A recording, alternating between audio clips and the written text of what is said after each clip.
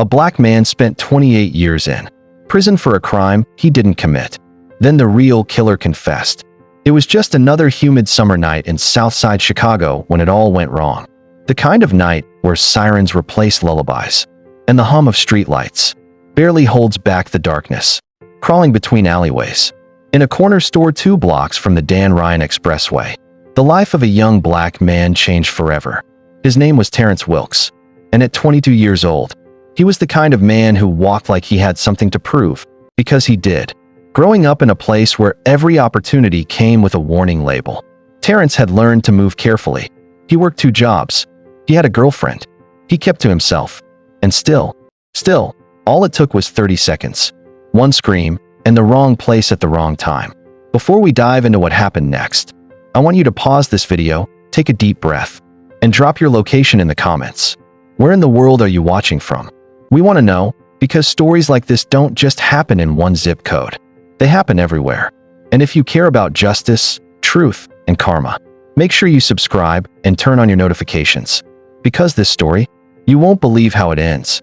Now, back to the night it all began. It was 9:38 p.m. The register inside Jay's Mini Mart rang up a total of $17.43. A young woman, 17 years old, name, Danielle Hayes, stood behind the counter, texting. 3 boys walked in hooded. One of them had a gun. Danielle screamed. 22 seconds. That's all it took. When the dust settled, Danielle was shot. Once. The bullet tore through her collarbone and exited near her shoulder blade. She survived, barely. The robbers ran. And then came the police. Sirens cut through the silence. Neighbors watched from behind curtains. The store camera? Broken. Danielle's description? 3 black males, early 20s, dark clothes. That was it.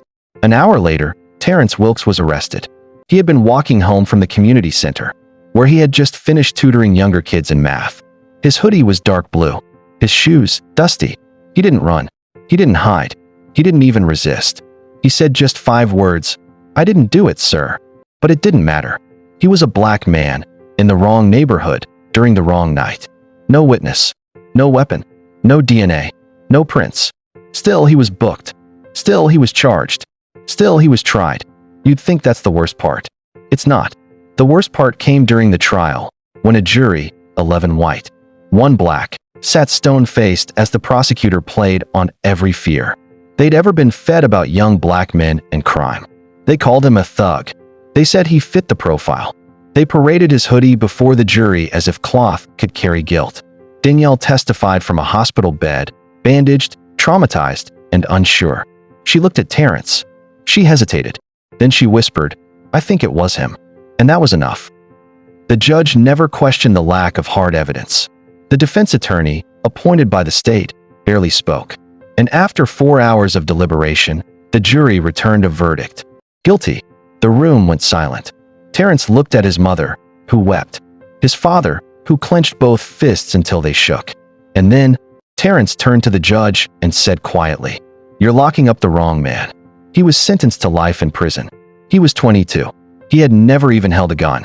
And in that moment, the world turned cold. 28 years. 28 years behind bars.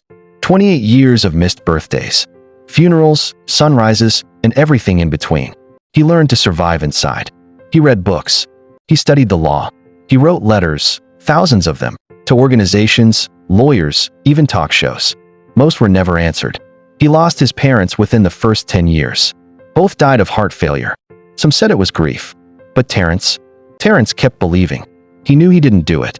He knew someone else did. And after 27 years and 7 months, something happened. A letter arrived. 1 single page. Handwritten. Shaky. It read, I can't carry this anymore. I was there. I pulled the trigger. I'm sorry. No name. No return address. Just those words.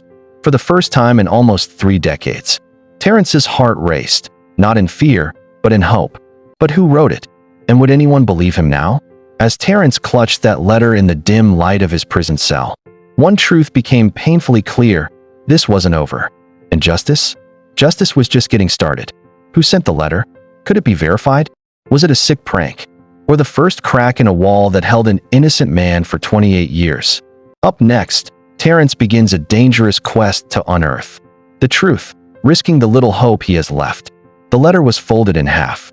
No envelope, no name, just a torn piece of notebook paper and a confession. That sounded like a ghost trying to come clean. Terrence stared at it for a full hour, not blinking, not breathing deeply, just reading it again and again. I can't carry this anymore. I was there. I pulled the trigger. I'm sorry. No signature, no date, no return address. But it was real. The ink bled into the paper slightly, like it had been written in a hurry. Or maybe through tears. Now ask yourself this. If you were in prison for 28 years, for a crime you didn't commit, and a letter like this found its way to your cell, what would you do? Pause. Think. And if you were in Terrence's shoes, what would your first move be? Drop your thoughts in the comments and don't forget to subscribe. This story is only getting deeper. Back to Terrence. At first, he thought it was a joke. Some cruel game inmates played to stir up old wounds. But the handwriting didn't match anyone inside. And it wasn't typed. It wasn't prison safe or filtered through authorities. Someone had gone out of their way to get this to him. That meant one thing. Whoever wrote it knew. And they felt guilty. Terrence showed the letter to his cellmate, Reggie, a lifer who'd seen everything and trusted nothing. Reggie read it twice and said, either that's your miracle, or it's a setup. But Terrence couldn't afford to sit still. Not anymore. He sent copies to everyone. The Innocence Project, Northwestern University School of Law, Chicago PD Internal Affairs, and a journalist who once responded to one of his letters. Years ago, with just 4 words, I believe you, brother. Her name was Layla Marks, investigative reporter, gritty, sharp, known for peeling back the truth when nobody else dared. When Layla got the letter, she froze. The language, the weight, it sounded too real and too close to another cold case she had filed away for years. A case she couldn't shake. She picked up the phone, called the prison, asked for Terrence Wilkes. When he heard her voice, his hands shook. Ms. Marks, I got your letter, she said, and I think we need to talk. That conversation was the first real conversation Terrence had had in years. With someone who wasn't just surviving behind concrete and steel. She asked, where did the letter come from? Terrence didn't know. She asked, have you made any enemies lately? He laughed. Only the state of Illinois. She asked, do you trust anyone in here? Terrence paused. One man, Reggie. They ended the call with one plan. Layla would run a handwriting analysis, quietly, independently. If they could trace the author, it might mean a reopening of the case, a motion to overturn, maybe even freedom, but not so fast. The system doesn't just free black men easily, especially not after nearly 3 decades. The state had a conviction, a closed file, a victim ID, a community satisfied that justice was served. But the letter cracked something open, so Layla dug in. She matched the handwriting. It did resemble another case she worked on in the early 2000s. A man named Clarence C.J. Monroe, small-time crook, in and out of juvie, known for holding up stores, known for silence. But C.J. had disappeared off the radar. Until, 1 week later, Layla got an anonymous voicemail. You're digging in the wrong graves, but you're getting warm. Click. Was it a warning? Or a clue? Either way, she kept digging. Meanwhile, inside the prison, Terrence was assigned a new job in the library. Coincidence? Maybe. Maybe not. Because that's where he found another note, hidden behind a worn legal textbook. Folded. Yellowed. Faint ink. One line. He was wearing Jordans. You never wore Jordans. Terrence froze. Only someone who was there, only someone who remembered, could have known what the real shooter wore. He read it again. You never wore Jordans. Chills. Because Terrence had testified, years ago, that he was wearing work boots the night of the shooting. Nobody believed him. Nobody cared. But someone remembered. Someone saw. And someone was trying to help from the shadows. Now the puzzle was breaking open. He had a letter from a confessed killer, a mysterious follow-up note, a journalist with receipts, a friend inside who believed in him, and for the first time, a reason to believe he might actually be free one day. But with every crack in the wall comes danger, because somebody out there did not want this truth coming out, and they were watching, from inside, and from beyond those prison walls. The next day, Reggie pulled Terrence aside. There's a new guy asking about you. Said you're stirring the pot. Word is, somebody wants that pot closed. For good. Terrence looked at him. They can try, he said. But I've been quiet for 28 years. And now? I'm done whispering. Who's threatening Terrence now? Who placed the new note? Is Clarence C.J. Monroe really the shooter, or just a decoy? Let's follow Layla as she tracks down C.J. and learns a horrifying secret the justice system buried decades ago. There's a rule on the south side of Chicago: don't dig up names that were buried for a reason. But Layla Marks wasn't one for rules, especially not when a man's freedom was at stake, and definitely not when that man had already lost 28 years of his life. Where are you watching from? Type your country or city in the comments. Let's see how far this story is traveling. And while you're at it, subscribe, because you won't believe what comes next. Layla had one name: Clarence C.J. Monroe. A ghost. Disappeared around 2005. No forwarding address. No job. No police record after age 26. She pulled old files. Nothing. She ran facial scans. Blank. Then she got a break from a parking ticket, one issued to a black Ford pickup truck. In 2023, in Gary, Indiana. Guess who it was registered to? Clarence Monroe. Still alive. Still under the radar. She drove out there. Alone. No cameraman. No backup. Just a voice recorder and a hidden mic. Gary is quieter than Chicago, but just as layered.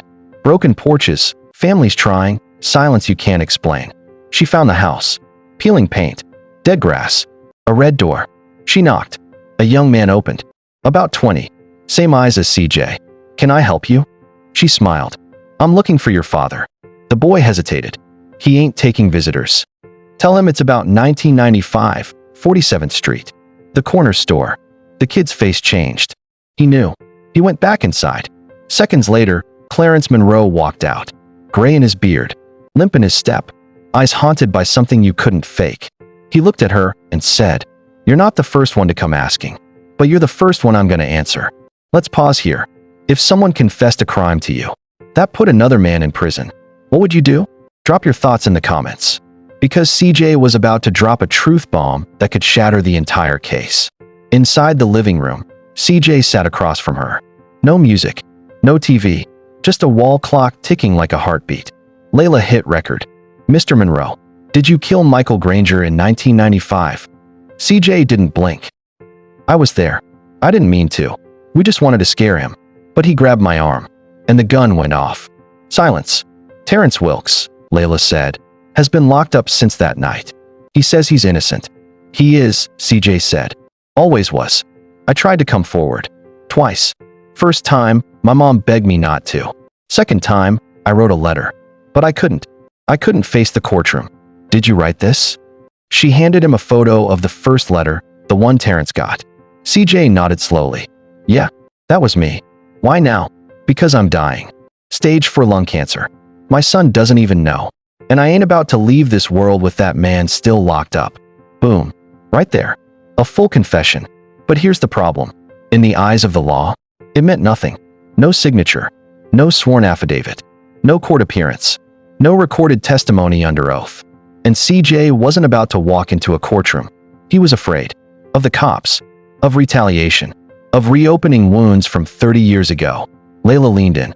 "If you don't testify, Terrence dies in prison. That's the reality." "I know," he whispered. "But if I show my face, somebody else is going to get hurt." "Who?" she asked. "You think the city cares that much?" He nodded. "It's not the city. It's the crew. The ones who ran things back then. You think they disappeared? They just got older and richer. And you think they'll come for you?" "No," he said. "They'll come for my son." Now the stakes were bigger. This wasn't just about Terrence and CJ. This was about a web of corruption, silence, and fear that still had roots. But Layla had a plan. Brain, let's talk strategy.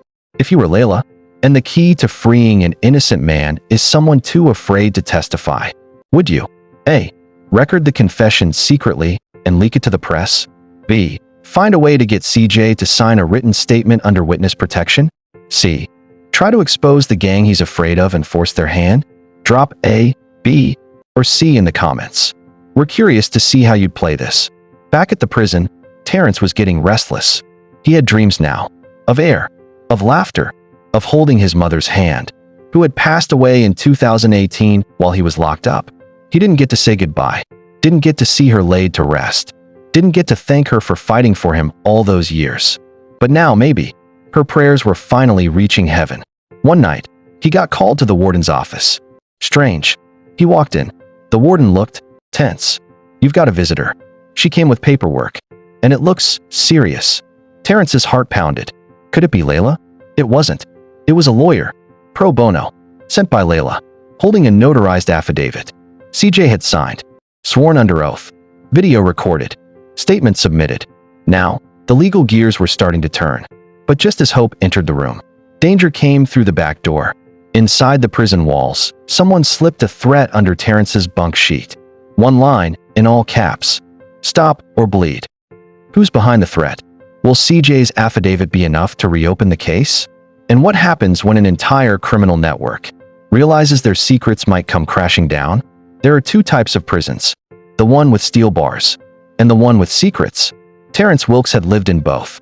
Now he was about to learn that freedom has a price. It is 6:12 a.m. in Cook County Prison, Chicago. Terrence barely slept. He kept the note. No fingerprints, just ink. The message was clear. Someone inside didn't want him walking free. The prison politics were changing. Suddenly, guards looked the other way longer. Fellow inmates stopped talking to him. Even the lunch line got quieter when he walked through. Something had shifted. Like everyone knew what he had, but also what it might cost. Then came the call. "Wilkes, legal visit. Room 2. He walked in, expecting Layla. But it was the public defender, Marcia Owens. "We filed a motion to reopen the case. CJ's statement is strong, but not bulletproof." Terrence frowned. "What do you mean not bulletproof?" "The DA says the original witnesses have to be re-interviewed, and they're not cooperating." "Why?" "Because some of them don't want the past dug up, including a retired detective, Jerome Faulkner." Boom. That name again. Faulkner was the arresting officer. "He never liked me. Said I was slick." "Well," she said, "he's the one standing in the way now." Round pushpin. Meanwhile, back in Gary, Indiana, Layla wasn't done. CJ had signed, but she needed insurance. So she went digging through old files, FOIA requests, and buried news clippings. Then she found it. 1996 lawsuit. Plaintiff, Janelle Granger. Defendant, City of Chicago Police Department. Allegations: coercion, falsified evidence, wrongful intimidation. Janelle Granger was Michael's sister, the murdered boy, and she'd accused the police of pressuring her into a false ID of Terrence. The lawsuit was dropped, settled quietly. But now, Janelle was the missing puzzle piece. When truth sleeps for too long, it wakes up with claws. Layla tracked down Janelle, a nurse, single mother of 2, still in Chicago, still carrying grief. They met at a coffee shop on 71st Street. "I knew you'd come one day," Janelle said. "Why did you settle back then?" "They told me if I didn't cooperate, I'd lose custody of my daughter." Said Terrence had priors. He didn't. "I was 19. I didn't know my rights." "Can you say that on camera?" Layla asked. "Not just yet," she said. "But if that man's still in there, maybe it's time." Now Layla had CJ's confession and Janelle's suppressed truth. But there was one more door to knock on. Detective Jerome Faulkner, retired, living in Hyde Park. She showed up unannounced. He answered with a grunt. "You again. The YouTube lady. The truth lady. Is there a difference?" She looked him straight in the eye. "You put Terrence Wilkes in prison for a crime he didn't commit. I followed procedure. You followed pressure." He shut the door. But she knew now. He was nervous. "Let's pause." Layla's got a signed confession, a witness willing to talk, a detective hiding something. So why hasn't the DA reopened the case yet? Because someone powerful still doesn't want this case touched. Why? That's what part 2 is about. Speech balloon before we continue. If you were Layla, would you A. Leak everything to the press and force the system's hand? B. Go straight to the governor with the evidence? C. Launch a full documentary to build public pressure? Drop your answer in the comments. And hit the like button. There are confessions. And then there are recordings. One is words. The other? Proof. What happened next? Layla tracked down the victim's sister, Janelle Granger, who revealed she was forced to ID Terrence.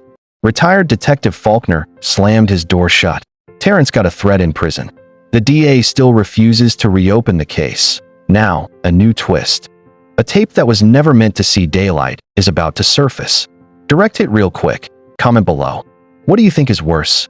Spending 28 years in prison for a crime you didn't commit? Or Knowing the truth is out there, but no one will believe it? Drop your answer and your city in the comments now. Gary, Indiana, 1:48 p.m. Layla sat at her desk. Her phone buzzed. A block number. "You don't know me," the voice said. "But I used to work internal affairs. I saw your YouTube video." "Which one?" "The one where you say the wrong man went down for 47th Street. "You're right." Layla froze. "I've got something you'll want, but I'm not giving it over the phone. Meet me at the Old Marshall Library, 3 p.m. Come alone." Click. Was it a trap? She grabbed her pepper spray and camera recorder. She went anyway. Around Pushpin Marshall Library, 3:02 p.m. A thin man in a navy jacket leaned against the rails. "You Layla? You the ex-cop?" "Call me Devin. Back then, I reviewed misconduct complaints. One of them was Faulkner's case." He pulled out a flash drive. "I made a copy before they buried it. It's a body cam, before they turned them off in 1995. You'll want to watch this." "What's on it?" "A conversation between Faulkner and C.J. Monroe the night of the arrest. Television. What the tape revealed changed everything. Static. A patrol car. Backseat. C.J. Monroe. Crying. Faulkner outside. Faulkner, you want to go home tonight or rot like the rest of them?" "C.J. I didn't do nothing, man." "Faulkner, doesn't matter. You're not going down." "He is, C.J. Terrence." "Faulkner, that's right. You say he pulled the trigger. We walk. You don't. I'll make sure your prints are on that gun." Then silence. Then C.J. sobs and says the words that sealed Terrence's fate. "Fine. It was Terrence Wilkes. He shot the boy." Layla backed away from the screen. Sick. This was no longer just wrongful conviction. It was fabricated from start to finish. A whole system of silence, and one man buried in it. Prison, same day. 6:15 p.m. Terrence was pulled aside during dinner. Warden's office, legal counsel waiting. "We've received a new submission, a body cam video. The DA will have to look at this." Terrence sat in stunned silence. Faulkner forced CJ to lie. "Looks like it." Then came the knock. A guard stepped in. "Wilkes, you have a visitor." "Not legal." "Visitor room." A tall woman in a gray hoodie sat behind the glass. He picked up the phone. "You don't know me," she said, "but I know you. I'm Janelle, Michael's sister." His mouth dropped. "You're the one who—" "I know what I said back then, but I was scared. They said I'd lose my baby. I'm so sorry." He paused, took a breath. "You didn't pull the trigger. You didn't lie alone." A long silence. Then she said something unexpected. "Do you forgive me?" His eyes watered. "I don't know how to hate anymore. Justice is not just about proving innocence. It's about healing wounds no one can see." DA's office. Next morning. Layla submitted the footage the next morning at the DA's office. A press tip followed. The media picked it up. #Free Terrence trended in under 24 hours. CNN, Vice, BuzzFeed, even local radio stations started running it. Chicago man spent 28 years in prison. A hidden tape may prove his innocence. Still, the DA held firm. No official comments until we complete internal review. Then, the Chicago PD released a statement. Detective Faulkner has been placed under investigation. Things were cracking. But then came the email. From Anonymous. With the subject, "Stop," and a body that read, "You're making enemies, Miss Marks. You think you're helping? Back off. Before someone silences you, too." Layla is now under threat. But she just uncovered the smoking gun. What will she do? Will she stay silent? Or publish the tape for the world? Direct hit, drop a comment. What would you do? And don't forget to subscribe. Up next, Faulkner is confronted. Terrence's case goes before the parole board. And a bombshell from C.J. Monroe's past changes everything. Layla obtained body cam footage proving Detective Faulkner coerced a witness into lying. Terrence's story went viral. The DA is under pressure. And Layla just got a chilling warning. Back off before someone silences you too. But the storm is just beginning. Before we dive in, do you think justice can exist in a system that resists accountability? Chicago Tribune Building, 9:17 a.m. Layla's email inbox was blowing up. Pro bono lawyers, National Justice Organization, journalists begging for interviews, even a Netflix producer asking for rights. But Layla ignored them all. She had one goal: get Terrence out. And today, his parole hearing. Terrence stood before the parole board, shackled, calm. His lawyer presented the new evidence: the body cam footage, a retraction letter from Janelle, An affidavit from the ex-internal affairs officer. We're not just talking about reasonable doubt, his lawyer said. We're talking about manufactured guilt. Then they asked Terrence to speak. He cleared his throat, looked each board member in the eye.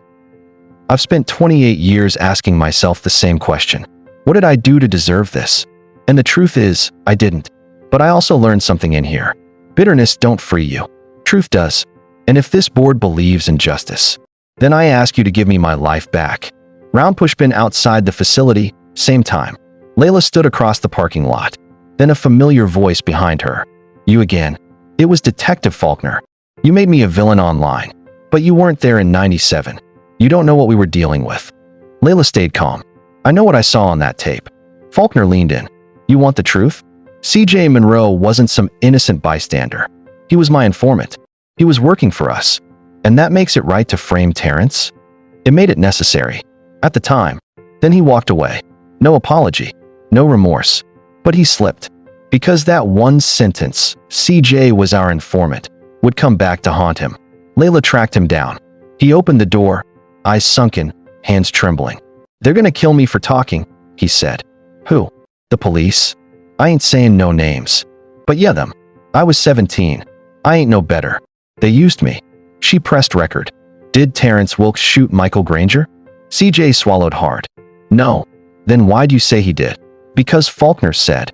I'd get a case pinned on me if I didn't. Said my mama would lose the house. I did what I had to. I'm sorry.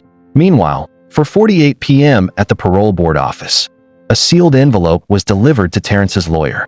Inside, parole denied. Despite the viral attention, the confession, and the footage, the board voted 4-3 against release. Why? One reason listed in the summary. Insufficient grounds to confirm full exoneration. Concerns over potential retaliation. Terrence collapsed in his cell, even with the truth in hand. Systems built on lies don't go down quietly. Back in Chicago at Layla's apartment by 9:11 p.m., she posted the full footage online. It went global. News stations, celebrities, activists. Even the Innocence Project stepped in. Then, the governor issued a public statement. We are aware of disturbing new evidence in the Terrence Wilkes case. I have directed an independent review of the conviction. And just when it seemed things couldn't get more intense, Layla's apartment door was kicked open. Two men in ski masks.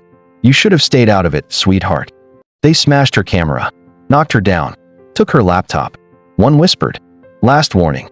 Terrence's parole? Denied. Layla? Attacked. But the public? Now fully awake. Is it too late for Terrence to walk free? Or is a storm about to hit the system harder than ever before? Let's find out. Do you think Terrence will walk free before the system silences the truth again? Layla was bruised, but not broken. She sat on the floor, rewatching a backup of CJ Monroe's confession she'd saved in the cloud. They used me, told me what to say. I was a kid. I didn't know better. CJ's voice echoed from the speaker.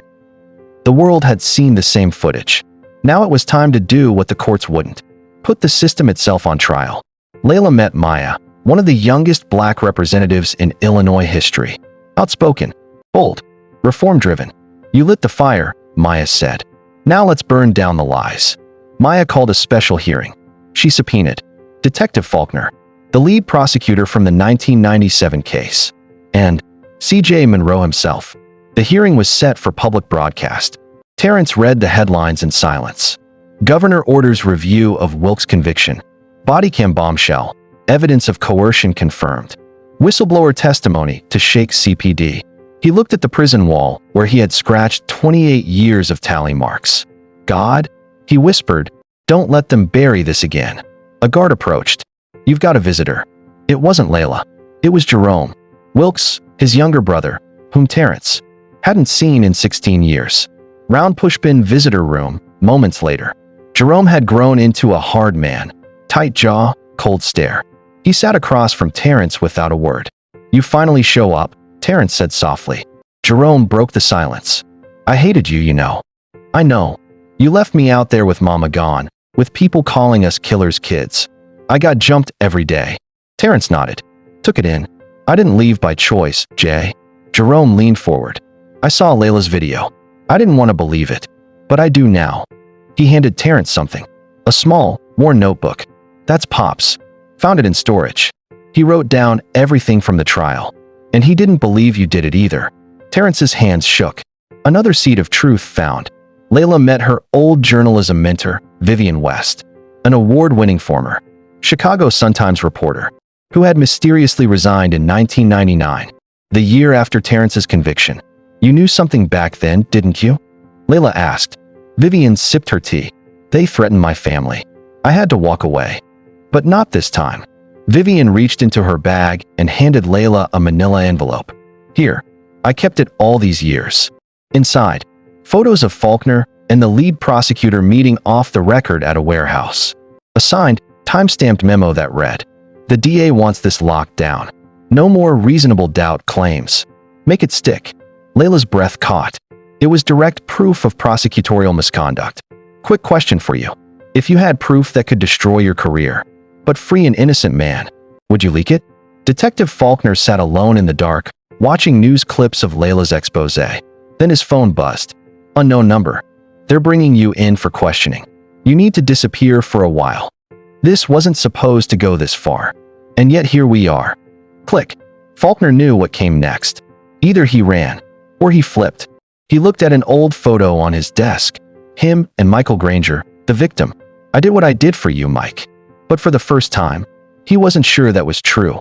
A whistleblower returns. Jerome Wilkes forgives, but also fuels the fight.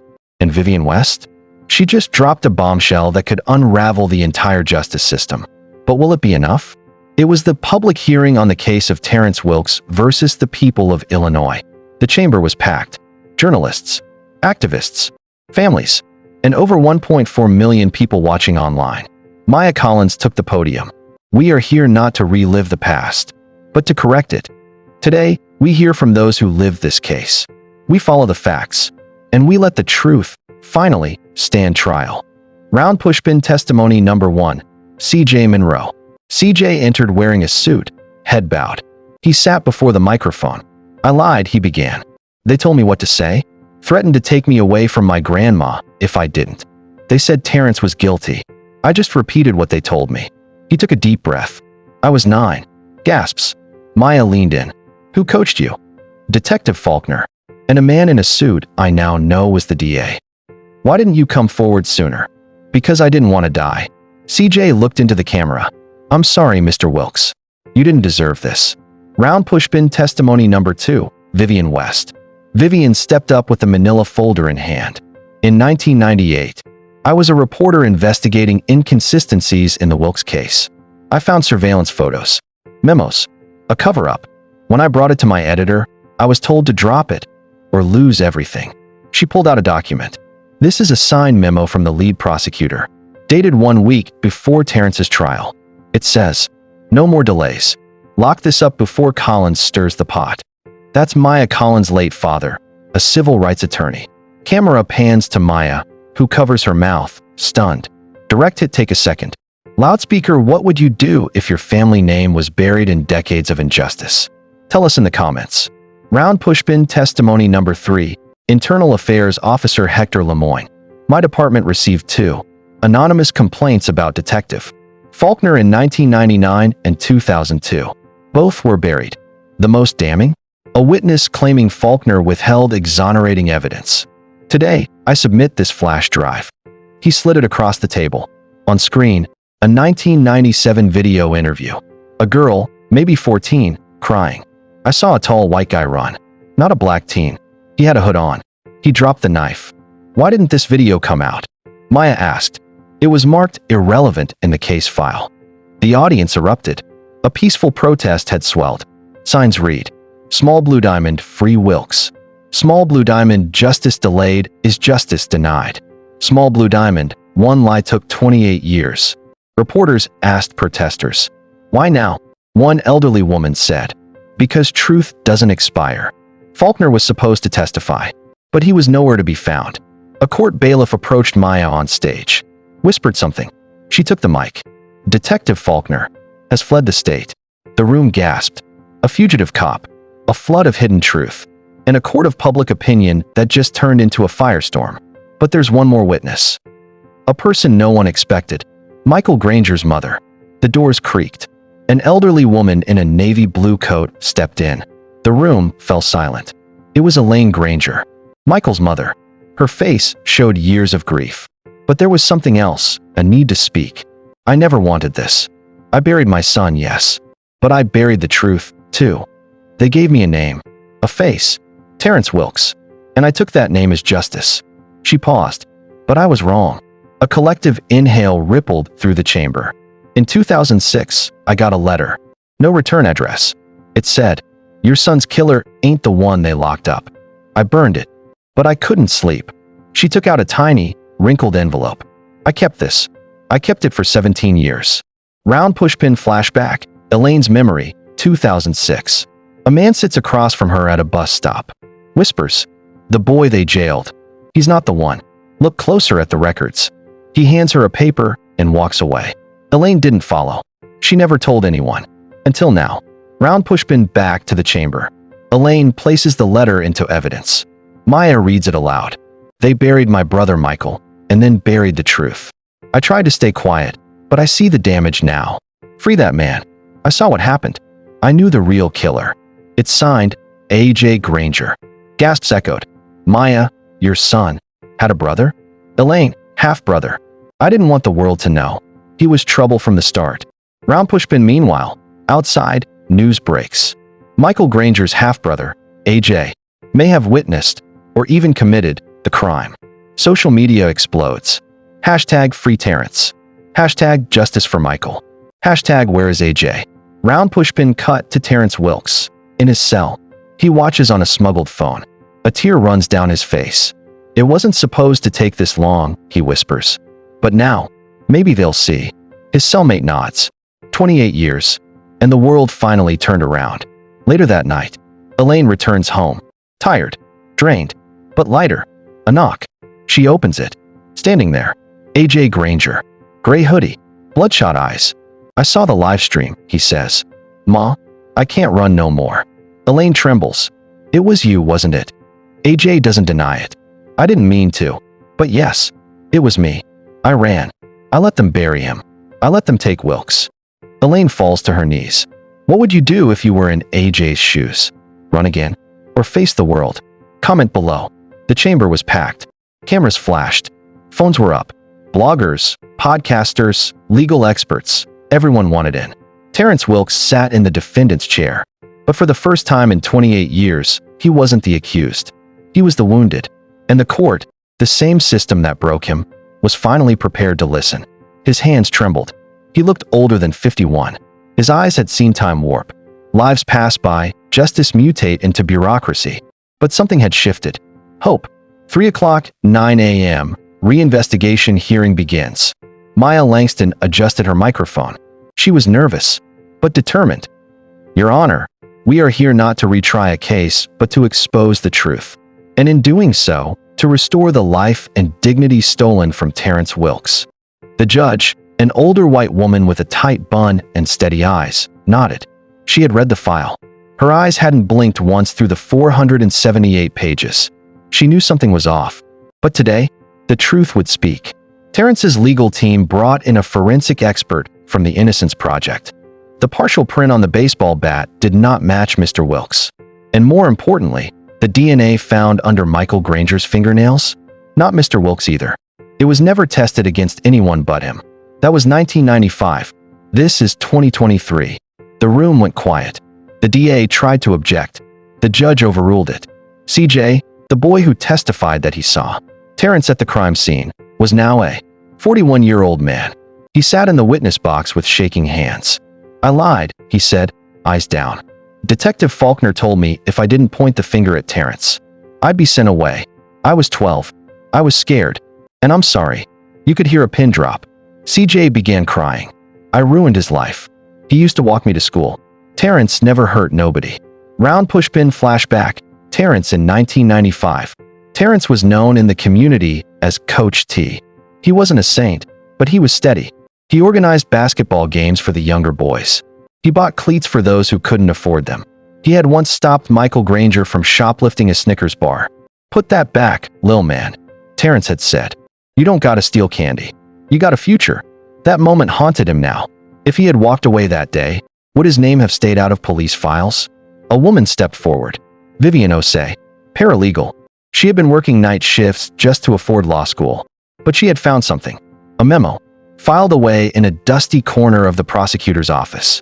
It read, "We cannot link Wilkes to the scene without CJ. CJ is spooked. Threaten him with protective custody. We can't let Collins dig into this. Wrap it before media gets wind." Initialed by Assistant Prosecutor James Howell. The courtroom gasped. The judge's face was stone. "Maya, Your Honor, this isn't just a wrongful conviction. This was a strategic burial of truth." Detective Faulkner's house. A local news crew bangs on the door of Detective Faulkner's door. No answer. They report. Faulkner retired in 2009. Moved states. He's refused to comment on the Wilkes retrial. But the truth? He was watching. From a cabin in Montana. Whiskey in hand. Eyes on the TV. He muttered, "I did what I had to do." It was either him or the headlines. Maya turns to the audience. For 28 years, this man sat in a box because the system failed him. And it's time we ask, who else is still waiting in the dark? Terrence looked up, tears in his eyes. But he was still holding something back. A memory. A name. A suspicion. The real killer. The judge calls a recess. As Terrence walks past CJ, Vivian, and Maya, he whispers, "I remember now. The voice that called my name that night. It wasn't a stranger. It was someone Michael knew." Maya leans in. "Who?" Terrence hesitates. "Michael's brother. AJ. What happens when the system targets the wrong man and the real killer is hiding in plain sight?" Before we dive in, what's your take? Should families be protected when one of their own is a suspect? Drop your opinion and your location in the comments. And don't forget to subscribe. This episode is where secrets start breaking wide open. The courtroom reassembled with more tension than before. Vivian leaned close to Maya. "You think AJ Granger could have done it?" "Let's find out," Maya replied. They had no idea how deep this was about to go. Round pushpin flashback, 1995, the night of the murder. Michael Granger had left the house in a rush. He was angry. His older brother, AJ, had just stolen money from their dying mother's purse. "You're a coward," Michael had shouted. "She can't even breathe right, and you're stealing her meds money?" Neighbors remembered the shouting, but no one mentioned it in the original investigation, because no one asked. New discovery, AJ's arrest record. Vivian pulls up court files from the 90s. AJ Granger had priors, assault, drug possession, even a sealed juvenile record. None of this came up during Terrence's trial. Why? Because AJ had left town 2 days after the murder, moved in with an uncle in Michigan, and somehow no one looked for him. Vivian opens her inbox and gasps. A scanned letter. Maya reads it aloud in court. "I saw what happened that night. AJ came back to the park with a bat. He was high. Said Michael owed him for ratting him out to Ma. Terrence tried to break it up, but AJ swung. Hit Michael once. Then again. Terrence froze. He didn't run. He just held Michael until help came. But the cops pinned it on the wrong man. Signed only. See. Flashback, the baseball bat. The bat was the key evidence. Police said it had Terrence's fingerprints. But the new forensic test said otherwise. What they didn't say? The bat belonged to AJ. He played semi-pro. Even had his name carved in the handle. Somehow, this went completely unmentioned in court. Vivian, either the police didn't see it, or they chose not to. Maya, no, they saw it. That bat was the fastest route to the real killer. But Terrence was easier. Terrence's prison memory. Inside that cold cell for all those years. Terrence had replayed the scene again and again. I was kneeling beside Michael, trying to stop the blood. Then I heard AJ call out from the trees. He said he brought this on himself. And then he ran. But back then, nobody believed a convicted man's memory. Now, the room was silent. All eyes were on Maya. We need a subpoena for AJ Granger. Outside the courthouse, journalists were already live streaming. In a shocking turn, it appears that AJ Granger, brother of the victim, may have been involved in the murder for which Terrence Wilkes was imprisoned for 28 years. Inside the courtroom, the DA team was panicking. They hadn't prepared for this. Telephone receiver Vivian gets a call. "I found him," said a contact. AJ's living in Tulsa, Oklahoma, working under a fake name, Andrew Giles.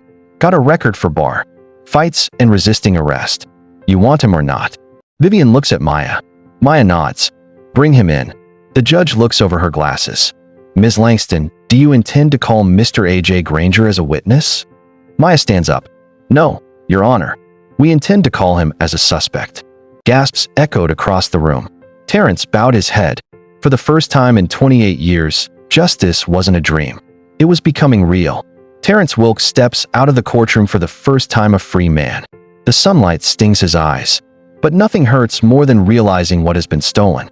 Families wave, reporters shout questions, phones flash. But his focus narrows to the empty space across the street, his old home. 28 years erased too many doors, too many hugs, too many chances. He walks through the crowd, head high, heart unearthed. He pulls a small piece of paper from his suit. Jacket, Michael. Granger's handwritten apology, recovered from AJ's papers. Nobody taught the world how to forgive. But Terrence reads the words, I'm sorry. I was a coward. He folds it and tucks it in his pocket. A seed of closure. He gets in a car. He heads toward his childhood neighborhood, a row of brick houses, chain-link fences, kids riding bikes. A place he left behind the minute they locked the cell doors. Every passing corner echoes lunch tables he missed. Birthdays he skipped, graduations lost. He breathes deeply and sees his old school, then pushes the window down and whispers, I'm back. Inside, the building is closed, but Terrence walks the empty hallway anyway. He slams his palm against the gym door. The echo carries. It's the sound of a 28-year echo being broken. He sits on the bleachers and closes his eyes, not ashamed, not bitter, just burdened and real. He opens them to sunlight. A woman's voice calls, Terrence Wilkes? He turns. Maya and Vivian approach, camera crew nearby. They ask him how it feels. He says slowly, I have to rebuild more than just my name. Maya steps back, letting him breathe. Later that evening, Terrence goes to a bar across town. It's nearly empty. He sits, orders a drink. Memories flood. The guard who abused power. The cellmate who became a brother. The letters he never mailed. Forgiveness held hostage by fear. The bartender asks why he's not celebrating louder. He smiles faintly. Celebration can wait. I have to build trust again, with me.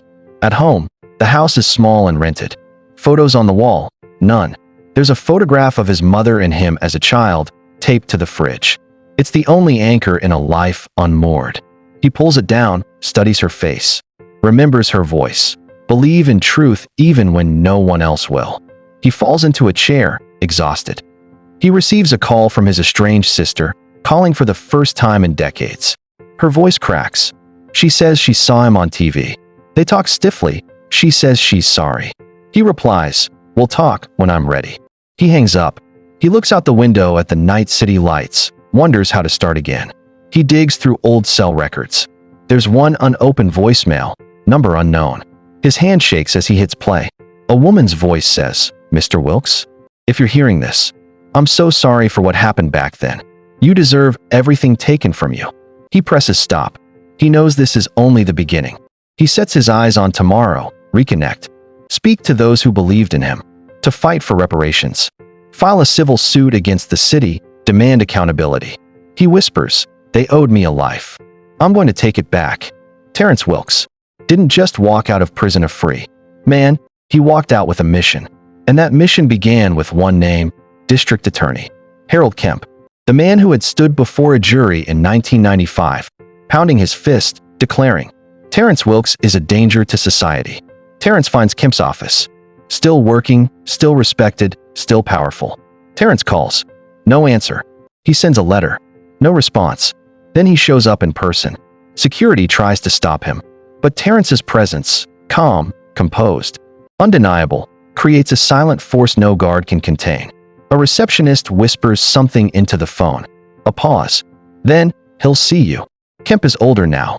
White hair. Heavy eyes. But no apology. Just silence. Terrence steps into his office and closes the door. They sit. A long beat. I want you to look me in the eye, Terrence says, and tell me you still believe I did it. Kemp doesn't answer. You knew. Maybe not in the beginning. But eventually, you knew. Still, no answer. Terrence places a copy of Michael Granger's confession on the desk. The real killer. The man who let him rot while he lived free. Kemp finally speaks. The system doesn't work on feelings, Mr. Wilkes. It works on facts. Back then, the facts said you were guilty. Terrence stares. The facts lied. And so did you. The silence is louder than any courtroom verdict. Terrence doesn't yell. He stands slowly and says, "One day, that silence you live in, it will echo. I hope you're listening when it does." He walks out. The media catches wind. Maya breaks the story. Exoneration Terrence Wilkes. Confronts prosecutor, demands accountability. The story explodes. Protests rise. Young black boys hold signs. "I could be Terrence."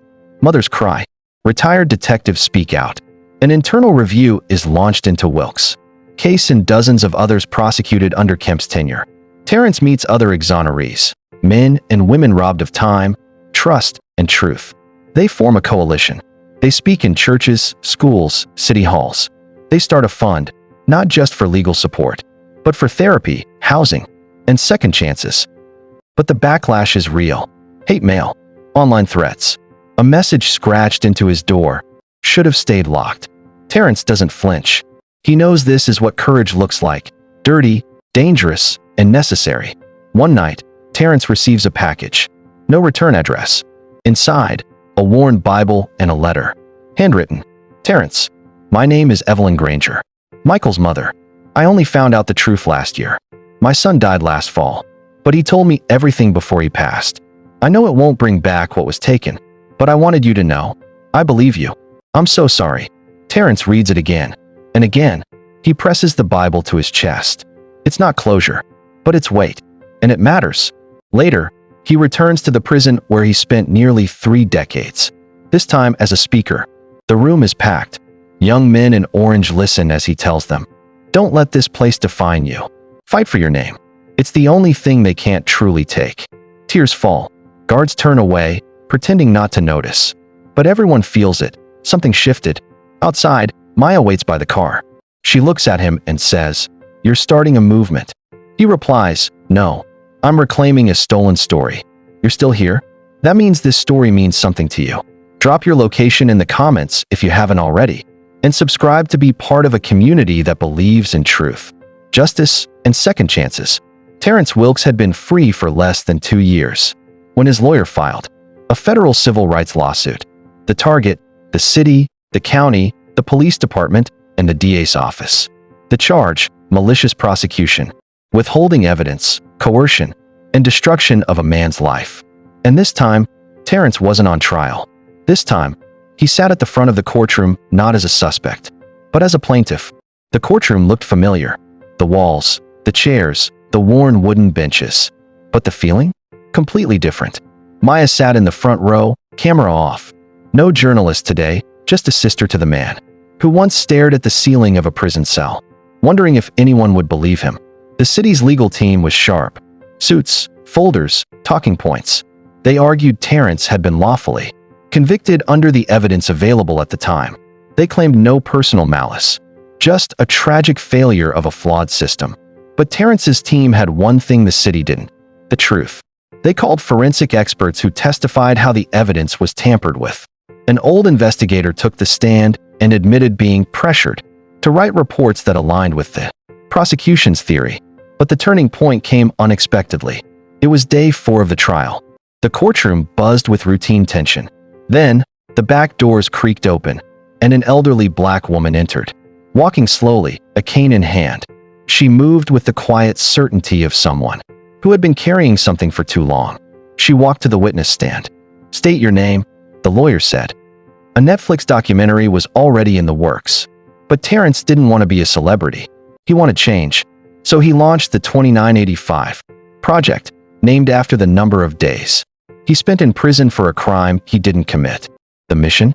To investigate other wrongful convictions, especially cases involving young black men charged by the same prosecutor or investigated by the same detectives.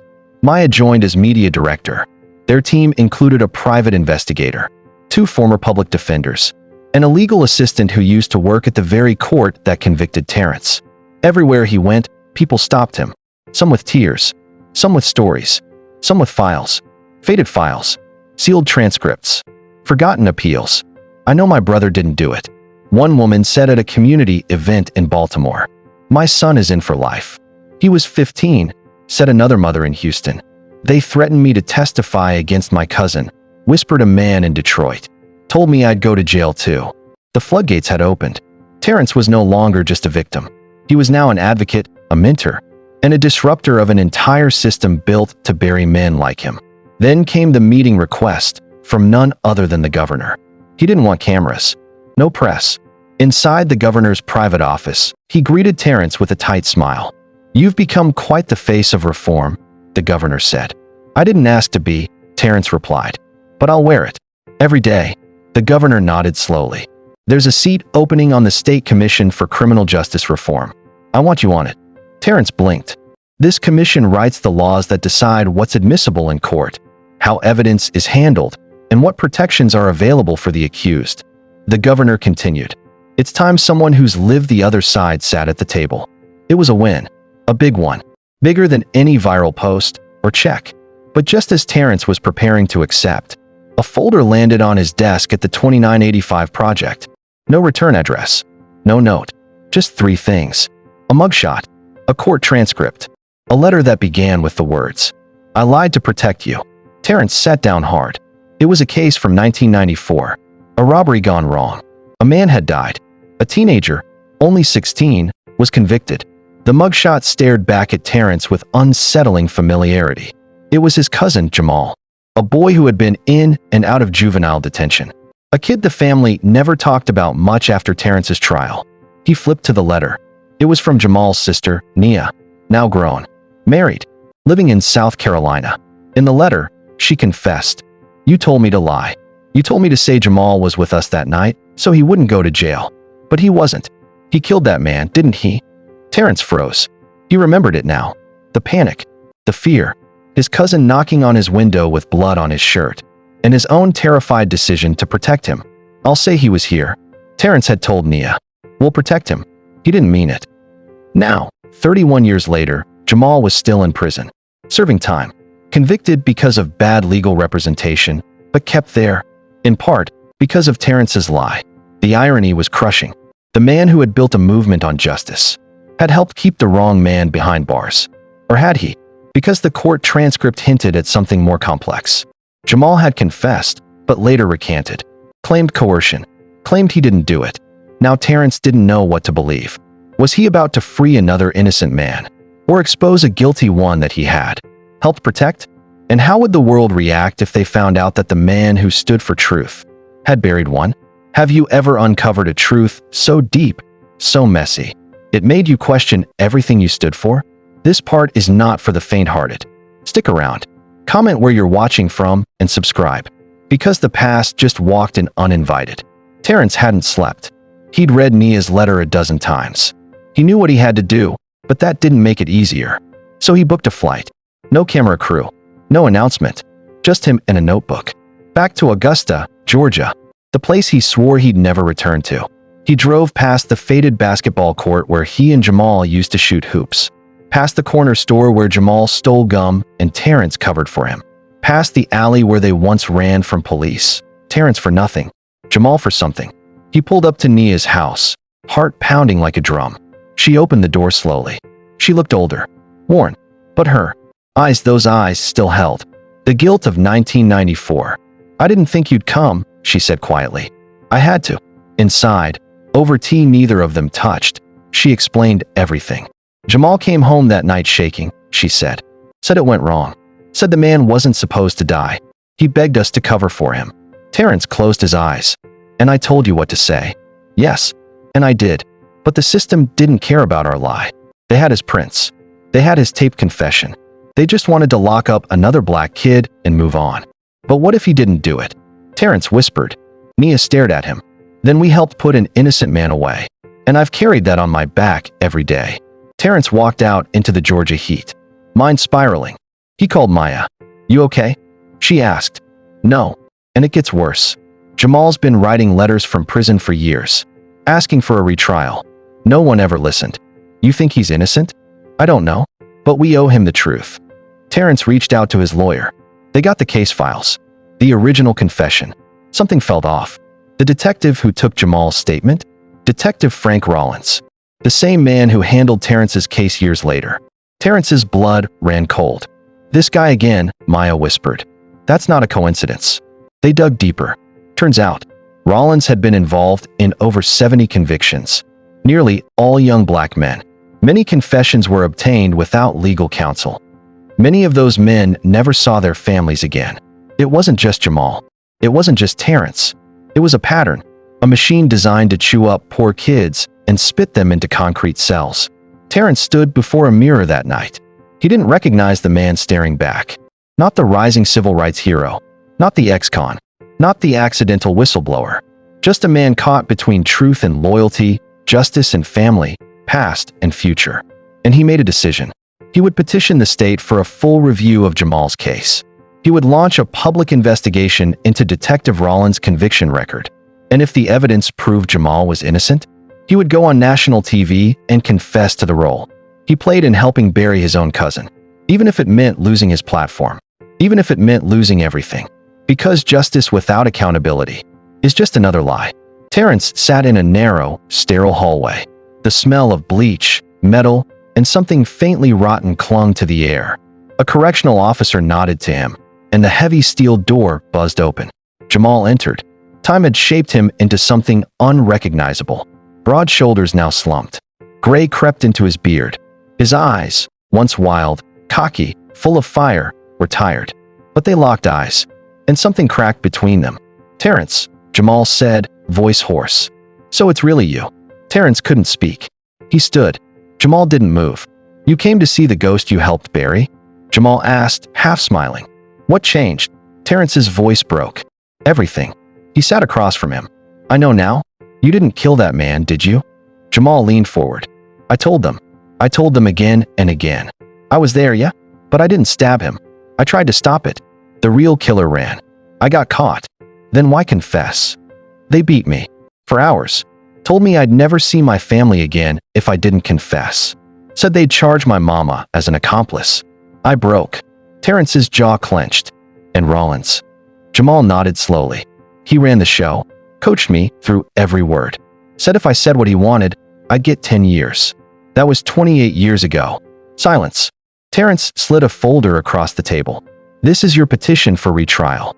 We're reopening your case. I'm going to the press." Jamal blinked. "Why now?" "Because I failed you," Terrence said. "And I'm not going to hide behind that failure anymore." Jamal chuckled bitterly.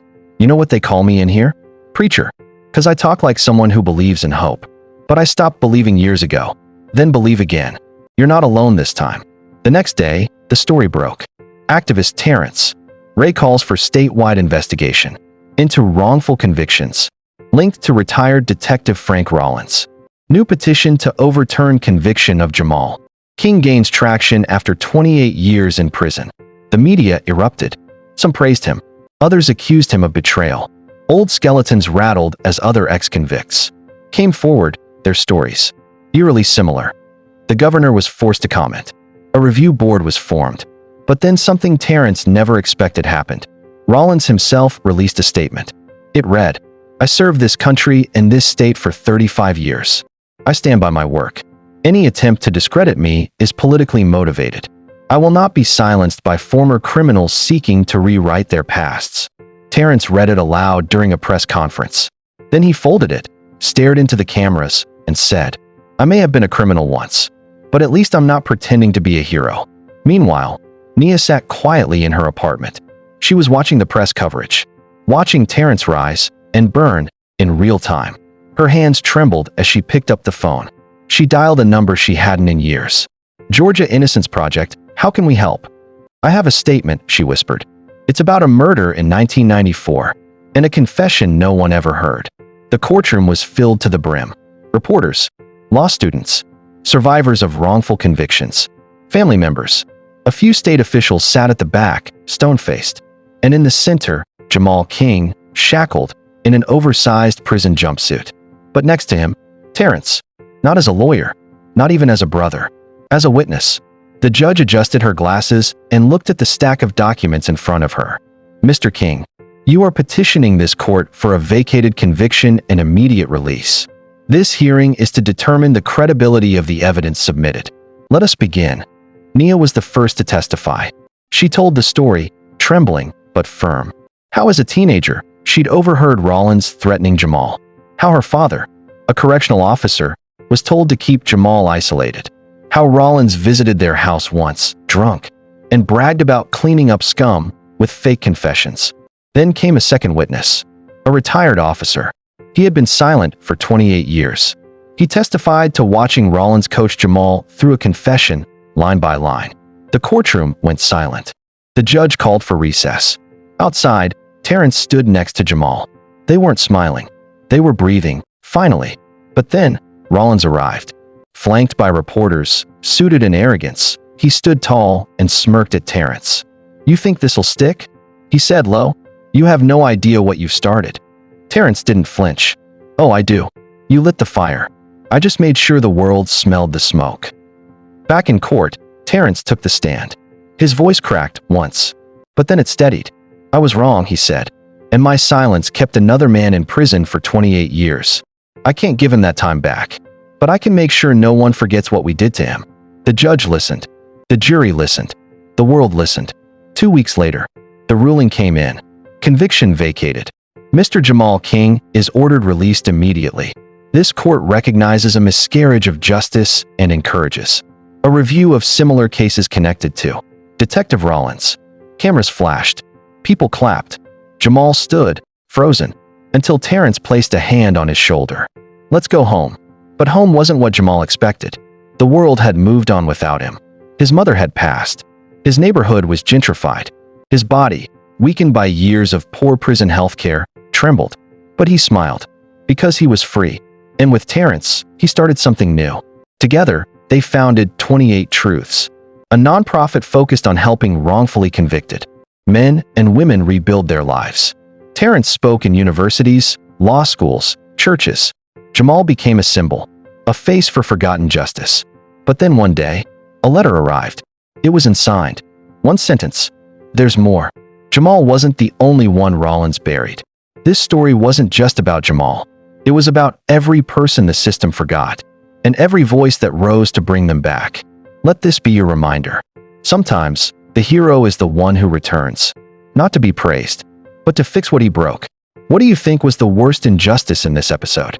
Let's talk about it in the comments section. Backhand index pointing down.